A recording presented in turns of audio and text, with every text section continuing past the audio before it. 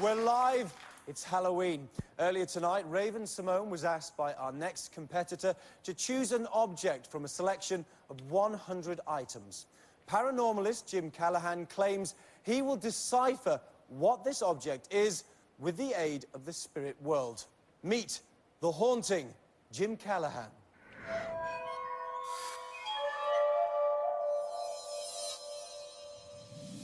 I started performing as a paranormalist probably when I was 18 years old. A lot of my work has to do with people's perceptions of reality and what happens to you after you die. Raymond Hill is a gentleman that passed over to the other side in 1980. I contacted him about a year and a half ago, and he's been working with me in various experiments. He initially used pendulums to communicate with me. Raymond will come back in 2045. I get the feeling that Raymond knows about his past lives because there's always been somebody like me linking up from the other side. There may be a way to punch a hole just briefly through to this other reality. Jim is about to present a paranormal demonstration that some of you may find distressing. It is live, and sometimes things happen and sometimes they don't. Either way, he would like the audience to please remain completely silent. Here is Jim Callahan. You're about to witness a form of spirit possession. Automatic writing is when a paranormalist allows somebody who has died to take possession of his or her body. The spirit communicates with the living in written form. In my case, it is the late author known as Raymond Hill who will communicate through me this evening. The linking process with Raymond is already underway. That's why I cannot communicate directly with you at this time. You've seen movies or pictures of seances with people sitting in a circle holding hands. This is done to contain the paranormal energy, to keep it in one place, to focus it. The ring of salt around me serves the same purpose as the circle of joined hands. In a moment, bells will chime. It is the signal to Raymond and I to initiate the final step of the linking process.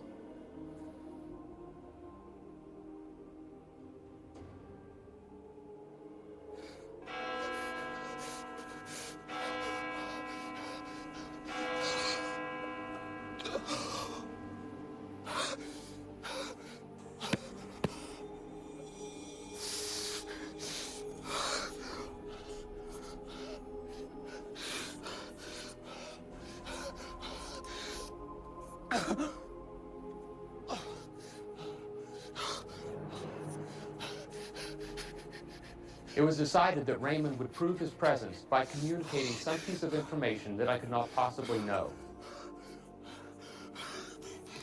Out of 100 items, one has been randomly selected in private and sealed into a box filled with salt. I have had no contact with the box during or after the selection of the object. It has not been tampered with in any way. If all goes well, Raymond will identify the object. When the tone sounds, the box will be opened, breaking the connection between Raymond, the box, and myself.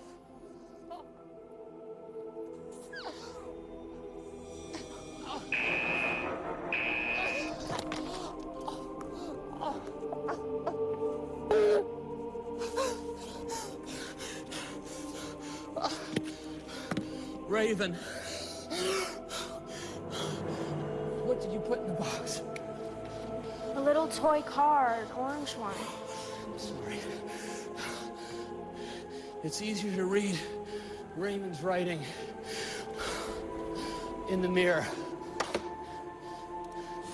It says metal, rectangle, 4 wheels.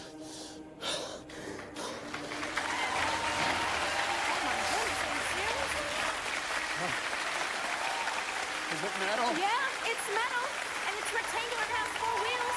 Ladies.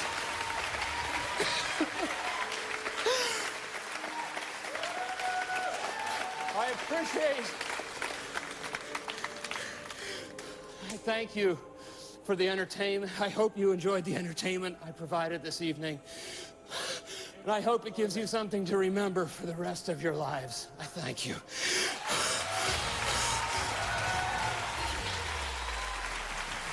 I'll put my hand on your shoulder. Jim, you're probably the most controversial person here in the competition. What do you feel about the people that are non-believers who say that this isn't real? I am also a skeptic. This is America. I think people should make up their own minds on what they believe and what they think. So that's it. Well, let's see what Raven thinks. Raven, you seemed shocked again. Yes, I've been around that box the whole entire time I picked it out. I have not seen one person pass by it or whatever and whatnot. The door was locked right by. I don't understand. And no previous rehearsal or conversation? No, not at all. Not at all. Not at all.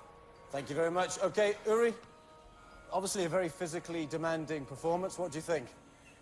Jim, your display of supernatural powers is very controversial, but very convincing. I want to believe that there is a Raymond on the other side. Besides, there is a flare of honesty about you that brings credibility to what you say. Very interesting act. Chris, I've just got to know you over the last couple of weeks, but I can see you're itching to say something here. I just think it's comical, quite frankly. Before I even move ahead here, I'll invite Uri and your friend Raymond right now. I have 2 envelopes here. I will give you $1 million of my personal money right now if either one of you can tell me specific details of what's... Now, don't tell me about the energy or that it's not the right time, man, I'll but tell just you tell what me I will what's in tell here you. right I'll now. find you an- Tell me right now what's in I the find you envelope. an ideological bigot. That's what I Tell me what's find. in the envelope You right now. claim. Tell me what's you in the claim envelope. That Tell me you what's in the envelope. do Don't not give me all this believe in the bullshit. Tell me what's in the paranormal. envelope. You do not believe. Tell me what's in the in envelope. Oh, blah, the blah, blah, psychic. blah, blah, blah, blah. Yeah, you can Tell blah, me, blah, blah. tell me what's But in the the truth envelope. is- Right here. Look. Guys, Listen, you see, bro? Jim, you have to hold me back. I don't Man, Okay, it's a live show. This is not planned. We'll see you after the commercial break. Stay over there.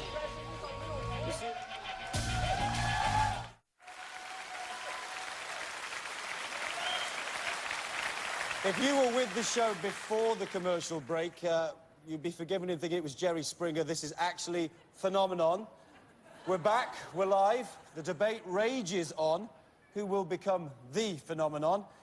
If you believe Jim Callahan should stay in the competition, call 1-866-345-6705 or log on to our website at NBC.com. Voting starts at the end of the show.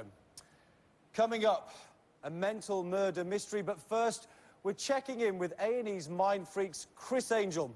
It was 81 years ago on Halloween that the legendary Harry Houdini died. Here's Criss Angel with a tribute to the man and his magic. Houdini made an incredible impact in society because it wasn't about the escape or the tricks that he performed. It was the emotional connection that he had with his public. From humble beginnings, the Hungarian immigrant's incredible drive and unparalleled stage presence soon made him the biggest star in the world. Houdini was part daredevil, part athlete, part magician, part escape artist. He was a master showman, and he was, more than anything, a master at getting publicity. Known for his death-defying escapes and illusions, perhaps Houdini's most famous act was his upside-down straitjacket escape. He actually performed it for up to 50,000 people. It was kind of street magic for his day. I performed it in Milwaukee. I was 100 feet upside down and actually beat the master's record in half the time. And then I wanted to figure out, how could I take this and just ramp it up? If Houdini were alive today, what would he do? I went to Mexico, went into a straitjacket, got dragged by my ankles from a speeding boat. It's really important to pay homage to the people who really put an art that I'm in love with on the map. Because of his boundless imagination and unbelievable showmanship, many of his contemporaries have likened Criss